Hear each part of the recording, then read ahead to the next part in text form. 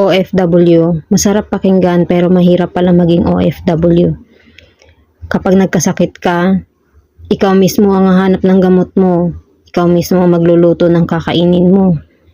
Gusto mong magpahinga dahil masama ang pakiramdam mo pero hindi pwede.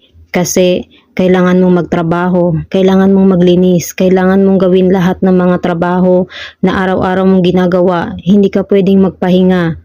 Maliban na lang kapag nagkaroon ka ng employer na pamilya ang turing sa'yo. Yung pwede kang magpahinga kapag may sakit ka. Pero kadalasan, kahit gusto mong magpahinga, hindi ka pwedeng magpahinga. Pag naho-homesick ka, ikaw mismo ang magko-comfort sa sarili mo. Kasi wala namang ibang magko-comfort sa'yo kundi ikaw lang eh. Kailangan mong lumaban sa buhay. Dito sa ibang bansa, kailangan mong maging matapang. Kailangan mong lumaban sa hamon ng buhay. Hindi ka pwedeng magpahinga dito.